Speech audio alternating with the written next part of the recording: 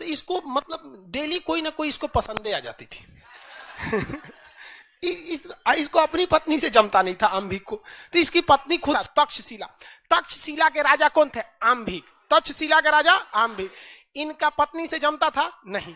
तो पति पत्नी जो होते हैं उन्हें दाम्पत्य जीवन कहा जाता है। शुद्ध हिंदी में दंपत्ति मतलब क्या होता है? Husband wife. तो इनके दंपत्ति जीवन उतना अच्छा से नहीं था। जबकि सिकंदर की पत्नी रेक्सोना बहुत सुंदर भी थी और मतलब दोनों में जमता भी था, दूरदर्शी विचारधारा की थी वो। अब इसका फायदा उठा लिया कौन? सिकंदर, और तक्षशिला पर आक्रमण कर दिया। तक्षशिला पर जब आक्रमण किया तो तक्षशिला पर आक्रमण के डर के मारे आम्भिक सिकंदर की अधीनता स्वीकार कर लिया, और ये भारत की जमीन पर, उस समय अखंड भारत की धरती पर सिकंदर की पहली जीत हो गई। और आम्भिक यही नहीं रुका, चोट्टा उसने कह दिया कि आप आगे बढ़िए और यहां सिंध का राजा पोरस जो है, पोरस को हराने में हम आपका साथ देंगे। तो पोरस को मारने में खुद भारत का राजा आम्भिक था और सिकंदर की फौज थी। सिकंदर की फौज ने जितनी बुरी तरह से पोरस को नहीं मारा, उससे बुरी तरह से उसकी सारी सूचनाओं को लीक कर दिया गया। किसके थ्रू? आम्भिक के थ्रू, तक्षशिला के राजा आम्भिक। और पोरस को भी क्या कर दिया गया? हरा दिया गया। और पोरस को जब युद्ध के मैदान पर हराया गया तो पोरस को उसको रथ से घसीट के लाई सिकंदर की सेना, सिकंदर के सामने खड़ा किया गया। सिकंदर ने बोला कि देखो तुम क्या चाहते हो, मेरे घुटने टेक दो, मैं तुम्हारी जिंदगी बकस देंगे। कहा कि काट दो, हमको ऐसी थूकी हुई जिंदगी नहीं चाहिए, आम्भिके को दे दो, वहां पर नहीं रहना हमको, ऐसे किसी के भीख पे पलना। तो बहुत खुश हुआ सिकंदर। बहादुर ही बहादुर की इज्जत करता है वहां पर, बहुत खुश हुआ। और सिकंदर की पत्नियों खुश हो गई। तो सिकंदर को कहा कि रे ते क्या खुश हो रही है रे, डबल बॉन्ड बनाएगी क्या? राखी बांध, राखी बांध, राखी। तो क्या बनवा दिया? राखी बनवा दिया।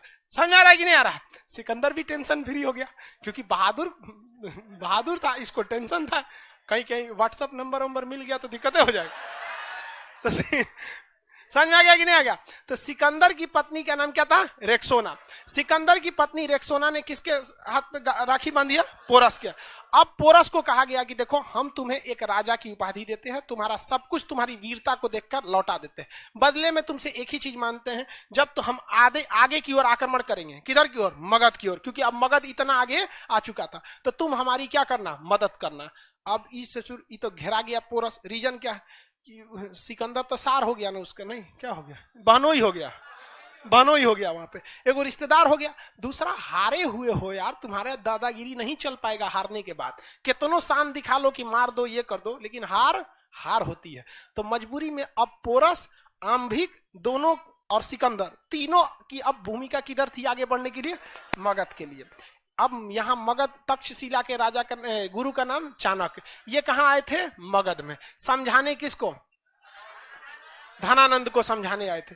और धनानंद को समझा रहे थे कि अगर ये सिकंदर यहां घुस जाता है तो यहां से आर्थिक विदोहन करेगा, आने वाली पीढ़ियों तक को बर्बाद कर देगा, आप इसको संभालिए नहीं तो बहुत दिक्कत हो जाएगा। अब इस बीच धनानंद नशे में था और ऑर्केस्ट्रा देख रहा था। कहता गिरे कहां का आया है ब्राह्मण? धनानंद इनको, चाणक्य को, उनका चोटी पकड़ के फेंकवा दिया बाहर। सोचो, चोटियां नोच के फेंकवा दिया, और नोचा तब खुल गया। बांधते थे लोग ना चोटी, उस खुल गया वहां पे। अब धनानंद के सामने इनका गुस्सा 7वें आसमान पर था, चाणक्य का। और चाणक्य ने वही कसम खाया था कि तुमने मेरी शिखा खोली है, इसको तब तक नहीं बांधेंगे जब तक तुमको इस धरती से ना उजाड़ देते हैं यहाँ पर। और वहां से धनानंद चले आए वापस, सॉरी धनानंद कह रहे चाणक्य। और चाणक्य यहाँ आए कहां पर? अपने तक्षशिला में। और अपने सबसे प्रिय शिष्य जिनका नाम था चंद्रगुप्त, सबसे प्रिय शिष्य का नाम था चंद्रगुप्त को कहा कि देखो ये चोट्टा अपने मदिरा पान में लगा हुआ है, इसकी बर्बादी करना तो फिक्स है, छोड़ेंगे नहीं इस साले को, हमारा बाल नोच दिया, बेइज्जती कर दिया यहाँ पर। समझ गया? चाणक्य ने अभी पहला काम हमारा क्या है? सिकंदर। इसलिए दिमाग से उतर जाओ और हकीकत देखिए चाणक्य की। गुरु चाणक्य ने चंद्रगुप्त मौर्य को बताया ही नहीं था कि मगध में मेरी बेइज्जती हुई, क्योंकि गुरु को पता था कि जो मेरा शिष्य है इसको माइंड डेविएट हो जाएगा कि ये सिकंदर से बड़ा दुश्मन मानने लगेगा। किसको? चंद्रगुप्त मौर्य, इसको धनानंद।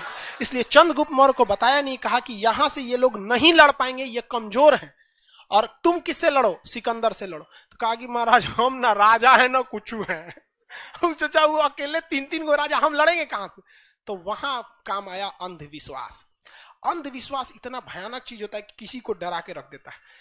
गुरु चाणक्य और चंद्रगुप्त ये सिकंदर की सेना में ये बात फैलाने में सफल हो गए कि जो भी इस ब्यास नदी को पार करेगा तो आगे भारत शुरू हो जाता है, मुख्य भूमि, और भारत देवों की भूमि है, यहाँ भगवान लोग का निवास होता है। बिना अनुमति कोई युद्ध की नीति से आता है तो भयंकर भयंकर बीमारी हो जाती है, आंख फूट जाता है, प्लेग हो जाता है, कुछ हो जाता है।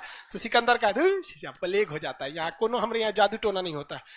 तब तक भोजन में चंद्रगुप्त मौर्य सिकंदर की एगो सेना को मारा, अब मार के उसकी वर्दी उर्दी पहन के गुप्तचर बन के घुस गया, क्योंकि भाई गुरु थे चाणक्य, उनको पता था कि किस तरह से ये अजात शत्रु ने वर्षकार की मदद से घुसकर वैशाली में हर एक जानकारी निकाल लिया। उसी तरह चंद्रगुप्त मौर्य को चाणक्य ने एक गुप्तचर बना के किसकी फौज में घुसा दिया, सिकंदर। और सिकंदर इस अफवाह को फैलाने में कामयाब हो गया और धीरे धीरे वहां के लोग डरने लगे। इसी बीच चंद्रगुप्त मौर्य ने खाने में जहर मिला दिया।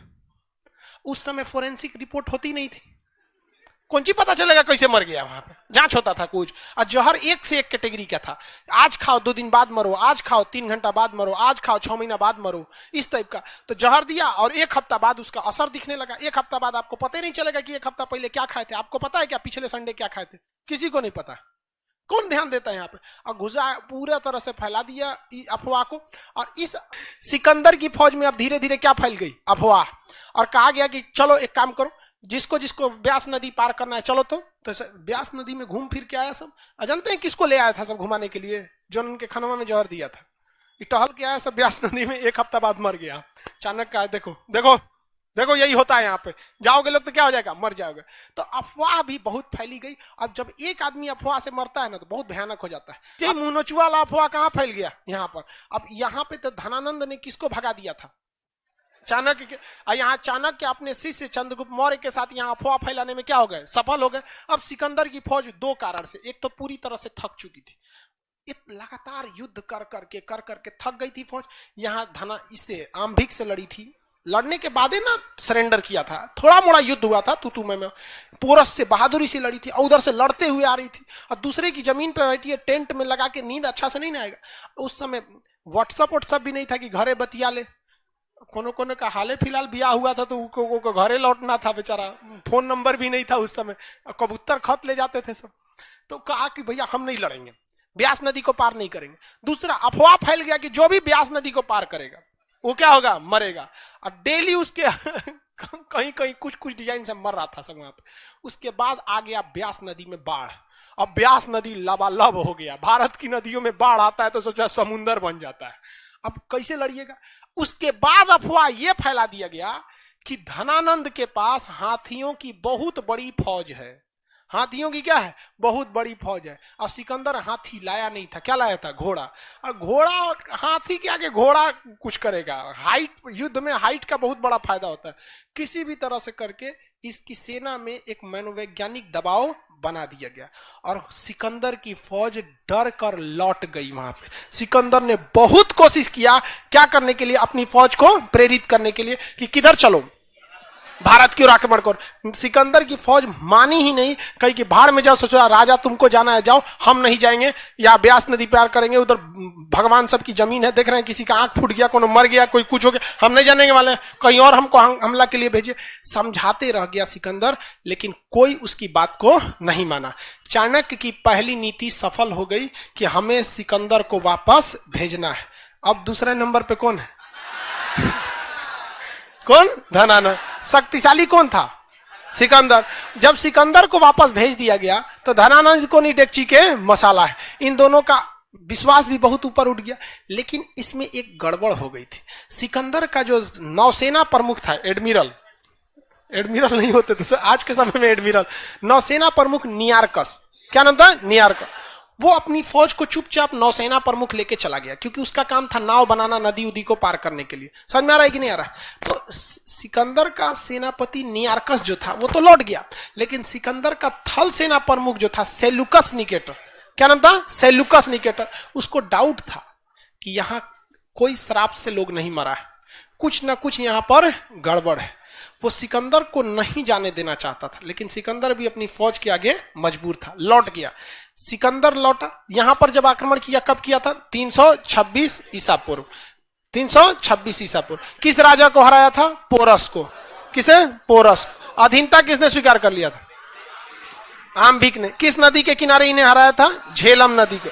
झेलम नदी का नाम क्या है? वितस्तता। क्या नाम था? वितस्तता, वितस्तत। लेकिन इसे हाइडेस्फीज कहते हैं। सिकंदर इसे क्या कहता था वहां के लोग? हाइडेस्फीज, हाइडेस्फीज। कौन सा युद्ध? हाइडेस्फीज। तो सिकंदर ने क्या आम्भिक से युद्ध लड़ा था? आम्भिक ने अधीनता स्वीकार कर लिया था। सिकंदर ने युद्ध किससे लड़ा था? पोरस से। सिकंदर ने किससे युद्ध लड़ा था? पोरस। किसी को कोई दिक्कत नहीं यहां तक में। सिकंदर यहां से लौट गया। सिकंदर क्या हो गया? लौट गया। जब सिकंदर, इसमें नक्शा है जी वर्ल्ड का, इसी से काम चल जाएगा। यहां पर सारा तांडव हुआ था, यही एरिया था। यहां ये है आपका तुर्की, ये है ना तुर्की। और तुर्की के पास यहां है मेसिडोनिया। जस्ट तुर्की के पास कौन सा जगह है? मेसिडोनिया। सिकंदर ससुरा कहां से आया था? मेसिडोनिया। इसी को क्या कहते हैं? मकदूमिया। इसी को क्या कहेंगे? यूनान। इसी को क्या कहेंगे? ग्रीक। सब इसी एरिया का है। ग्रीक, यूनान, सब एक ही एरिया के नाम है ग्रीक। जैसे हम लोग किस तरह कहलाते हैं? अखंड भारत। उसमें ससुरा अफगानिस्तान भी आ जाएगा, पाकिस्तान आ जाएगा, भारत आ जाएगा। उसी तरह कौन सा? ग्रीक या यूनान। देश का नाम बोलिए तो मेसिडोनिया, मकदूमिया। इधर से ससुरा आया और यहां पर आक्रमण किया। यहां पर इतना मारधार कर रहा था, और जब सब नहीं हो पाया तो यहां से क्या हो गया? लौट गया। लौट गया। इसका नौसेना प्रमुख इधर से लौट गया, और ये इधर से ऐसे लौट रहा था। लौटा, जब इराक में पहुंचा। ये लड़ाई कब लड़ी गई? 326 ईसा। पोरस से लड़ाई हुई 326। क्या आगे भारत में बढ़ सका? नहीं। लौटा तो भैया ये तो 326 के बाद 27 आएगा कि 25 आएगा? 25। बीसी उल्टा चलता है। बीसी मतलब क्या होता है? उल्टा चल। तो यहां पहुंचा इराक में। लौटा, धीरे धीरे पैदल सेना से आराम आराम से लौटता था। कहीं 1 महीना इंतजार करता था, कहीं पार्टी चलती थी, कहीं कुछ, किसी दूसरे दोस्त से मिल गया। ऐसे करते करते यहां पहुंचा 323 ईसा पूर्व। कब पहुंचा? 323। किस देश में? इराक में। अभी यहां आतंकवादी भर गया है, ISIS वाला। तो इराक में, इराक का शहर का नाम है बेबीलोन। क्या नाम है? बेबीलोन। 323 ईसा पूर्व ये कहां पहुंचा? बेबीलोन। बेबीलोन में इसे में पेट में अचानक दर्द हुआ। पेट में दर्द हुआ, और पेट दर्द की वजह से इसमें डायरिया टाइप की बीमारी। उस समय अल्ट्रासाउंड ससुरा होता ही नहीं था। अल्ट्रासाउंड नहीं होता था। इसके वैद्य वगैरह ने बहुत इलाज कराया और मर गया। कहां पर? कहां पर? बेबीलोन में मर गया। जब ये मरा ना, तो इसका घोड़ा का नाम था बुकेफराल। घोड़ा का नाम क्या था? बुके। घोड़ा भी बेचारा मर गया हार्ट अटैक से। वो भी बेचारा कहा कि ओ माय गॉड, मेरा सिकंदर मर गया। उसका घोड़ा और वो दोनों मर गए। सो कहां पर? बेबीलोन। इतिहास का एक धड़ा ऐसा भी है जो ये कहता है कि इस सिकंदर को जहर देने का काम चाणक्य ने ही किया था। इतिहास का है, क्योंकि चाणक्य जहर विद्या में बहुत ही निपुण थे। वो उनकी सबसे खतरनाक हथियार थी सब 20 कन्याएं। आ गया यहाँ पे। तो इतिहास का यह धड़ा यह भी कहता है कि जहर किसने दिया था? चाणक्य ने। किसने दिया? चाणक्य ने दिया। खैर, अब इसका कोई प्रूफ नहीं है कि जहर चाणक्य ने ही दिया था, और अगर दिया था तो बहुत अच्छा किया था। मरा गया। कहां पर मर गया बेचारा? बेबीलोन में। बुकेफराल का मकबरा कहां है? बेबीलोन में। और उसके बेटा कर रहे बुकेफराल, वो बेबीलोन में क्या हो गया? सब मर गए। किसी को कोई दिक्कत नहीं। आगे बढ़ जाए। यहाँ पे सिकंदर सत्यानाश हो गया। सिकंदर ससुरा केवल 6-7 देश जीता था, लेकिन उसे विश्व विजेता कहा गया। हाँ, ससुरा उस समय उतने देश का पते था लोगों को।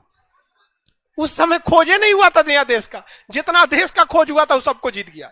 सबसे पहले जीता तुर्की को। किसे? तुर्की। और नीचे मिस्र को। तो यहां तुर्की और यहां पर मिस्र। यहां जीता सीरिया, सीरिया के बाद इराक, इराक के बाद ईरान, ईरान के बाद ये सब वाला एरिया यहां जीत गया। ये सारा जीत गया। जितना तक की खोज हुई थी ये सबको क्या हो गया? जीत गया था। तो सिकंदर उस समय खोजे गए सभी जमीन को जीत गया, इसलिए उसे विश्व विजेता कहा जाता है। समझ में आ गया कि नहीं आ गया?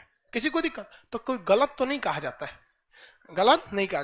अब एक और तर्क है कि भारत को उसने नहीं जीता था। तो भाई अगर आप अखंड भारत कहते हैं, अगर अखंड भारत कहते हैं तो उसने भारत पर घुस चुका था। लेकिन वर्तमान भारत को कहते हैं तो नहीं घुसा था। तो वर्तमान जो भारत है इस पर आक्रमण नहीं कर पाया था। लेकिन उस समय का जो भारत था या जो अखंड भारत था, उस समय देखिएगा तो उस समय तो आम्भिक भी तब हम ही लोग में थे, पोरस भी हम ही लोग में थे कि नहीं थे यहाँ पर। तो ये सिकंदर लौट गया। यहाँ पे सिकंदर का फाइल निपट गया। अभी यहां कौन बैठा है? धनानंद। धनानंद। अब चाणक्य ने बताया किसको? चंद्रगुप्त मौर्य को, कि तुमसे पहले हम गए थे धनानंद के पास, शायद ये अपनी सेना भेज सके और सिकंदर लौट सके। इसने भारी दरबार में हमारा चोटी नोच के फेंक दिया, बहुत घोर बेइज्जती किया यहाँ पर।